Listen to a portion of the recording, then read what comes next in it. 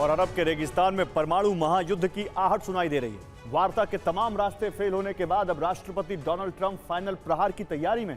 Situation room में हुई secret meeting के बाद अमेरिका अब ईरान के परमाणु ठिकानों पर ग्राउंड ऑपरेशन शुरू कर सकता है, लेकिन इस बार चुनौती बड़ी है। बंकर बस्टर बमों के नाकाम होने के बाद अमेरिका पहली बार अपनी घातक रोबो आर्मी को मैदान में उतारने का ब्लूप्रिंट बना रहा है। मकसद साफ है, ईरान से संवर्धित यूरेनियम छीनना और होर्मुज की घेराबंदी तोड़ना। क्या ट्रंप का यह दांव गेम चेंजर साबित होगा या ईरान के काउंटर अटैक से पूरे मध्य पूर्व में महाविनाश आरंभ हो जाएगा? इसी पर देखिए हमारी ये सुपर एक्सक्लूसिव रिपोर्ट। पहला विकल्प है फिर से वार्ता की कोशिश की जाए। दूसरा विकल्प है युद्ध विराम को लंबा खींचा जाए। तीसरा विकल्प है ईरान पर फाइनल प्रहार किया जाए। ईरान को किसी भी कीमत पर न्यूक्लियर बम नहीं बनाने देंगे। अमेरिका जल्द ही स्पेशल ऑपरेशन शुरू कर सकता है। इसके लिए सिचुएशन रूम में एक सीक्रेट मीटिंग होनी है। ट्रंप मीटिंग में ईरान के भविष्य पर फैसला करेंगे।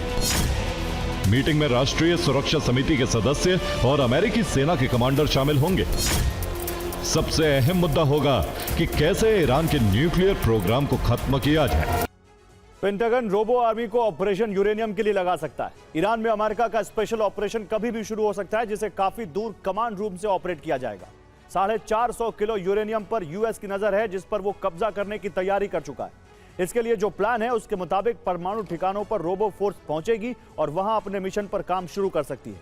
रोबोट की फौज टनल पैसेज तक पहुंचाएंगे और सबसे पहला टास्क वहां से मलबा हटाना है, जहां यूरेनियम दबा हुआ है। मिशन के अगले हिस्से में अंडरग्राउंड फैसिलिटी में रोबोट घुसेंगे और अंदर पहुंचते ही यूरेनियम सिलेंडर को कब्जे में लेंगे, जिसमें 450 किलो संवर्धित यूरेनियम हो सकता है। इसके बाद यूरेनियम को बाहर निकालने का जिम्मा भी उन्हीं के पास है। रोबो फोर्स को इसलिए लगाया गया है कि उन पर बंकर बस्टर का भी असर नहीं होगा, क्योंकि अमेरिका मलबा हटाने में एक बार फिर बंकर बस्टर बम का इस्तेमाल कर सकता है। ऐसे में रोबोट पर रेडियोधर्मी रिसाव का भी खतरा नहीं है। खास बात यह कि ऑपरेशन पूरा नहीं हुआ तो भी जोखिम नहीं है। रोबो सोल्जर को वही दफन करके सबूत भी मिटा देगा अमेरिका। और ईरान के हमले से इजरायल में बड़ा संकट पैदा हो सकता है, क्योंकि ईरान ने धमकी दी है कि वो डिमोना टाउन पर मिसाइल स्ट्राइक कर सकता है, जिससे इजरायल के नेगेव एटमी सेंटर की दूरी 13 किलोमीटर है। डिमोना की आबादी 40,000 है।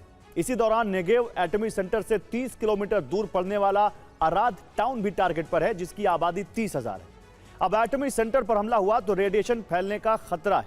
अराद टाउन, जिसकी आबादी 30,000 है, यहां भी खतरा है, और अगर रेडिएशन फैला तो फिर खतरा सब पर आएगा। एटमी सेंटर पर हमला हुआ तो रेडिएशन फैलने का खतरा है, क्योंकि ईरान दोनों टाउन पर हमला कर सकता है। इस हमले से रेडिएशन फैलने का डर है। एटमी प्लांट से 30 से 40 किलोमीटर दूर तक रेडिएशन फैल सकता है।